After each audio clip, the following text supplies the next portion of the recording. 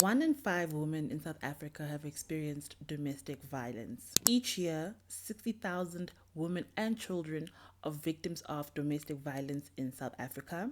In the USA, 1 in 3 women have experienced some form of physical violence from an intimate partner. From the year 1994 to 2010, out of all of the people who reported being physically harmed by an intimate partner, 4 out of 5 were women. Globally, 27% of women between the ages of 15 and 49 have reported some form of physical violence. And then lastly, women between the ages of 18 and 34 generally experience the highest rates of physical violence by an intimate partner. Hello, beautiful people, and thank you so much for stopping by. I know that the stats I just shared are quite alarming and a bit scary, especially for women.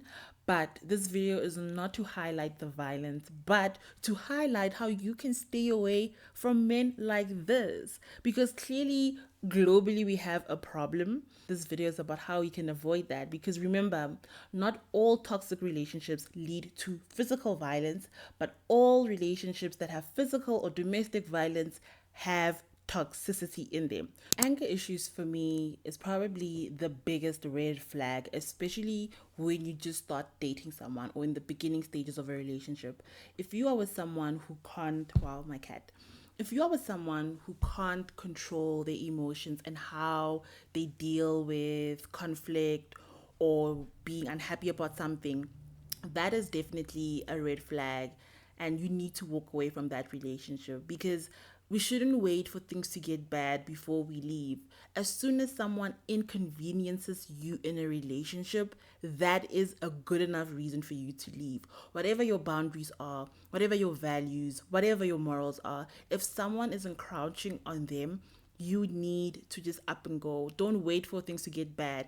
For me, if you raise your voice at me, I'm done. I am literally done. No guy I've ever dated I've dated toxic men, I'm not gonna lie, but I've never dated someone who raises their voice at me. For me, that is a no-go, because it triggered me so much growing up when my parents would shout, and I can't handle that in a relationship. So for me, shouting, being angry for no reason and throwing things around, having anger issues, for me, that is a huge red flag, and it's a definite no. Number 2, sarcasm and jokes. Any man that makes you the butt of the joke, I don't even need to say this. Like, I really don't need to say this, because why are you with someone who's making you feel like that? Why is someone trying to make you feel less confident? Why is someone trying to belittle you? Because someone who makes you the butt of the joke, for me, does not respect you, does not even care about you. So why are you still with someone like that? That is a huge red flag, ladies.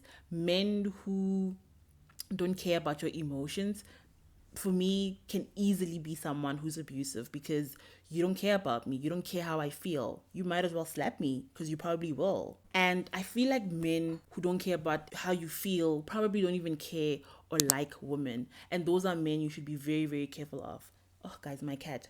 Men who constantly talk badly about women. Look at how he talks about his exes. Look at how he treats his mother or his sister or just the women in his life. How does he treat them? How does he talk about them?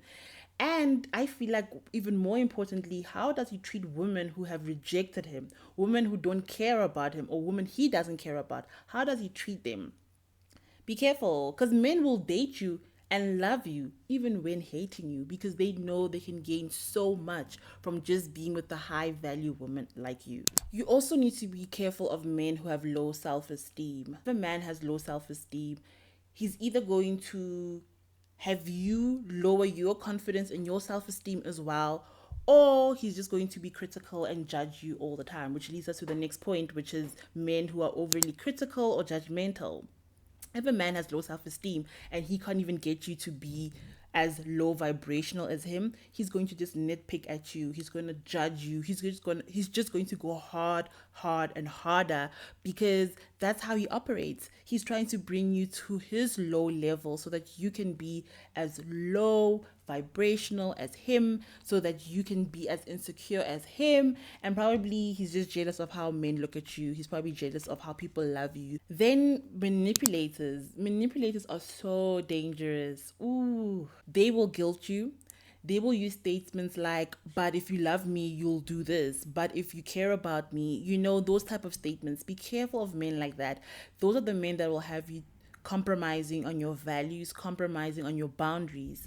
And they are very, very dangerous, because if they can get you to a point where they are able to manipulate you, then they're able to control you. They're able to control who you spend your time with. They're able to control how you dress, how you behave, how you act. And then that will give them reason to be angry, because you did something they did not appreciate. And then if they get angry, they can't control their anger. What will they do? They will most likely harm you. So you're seeing how all of these red flags can be separate, but still go hand in hand with each other. If you have a partner who's exhibiting any of these qualities, I would definitely say it's time. It's time to end it. It's done. You've tried, girl. You gave it your best, but this man is not changing. This man does not even care about you. This man is just all about what he can get from you. So at this point, I do think it's best that you leave, because if a man is able to manipulate and control you, he will do some horrible things to you. And you know how they will do it.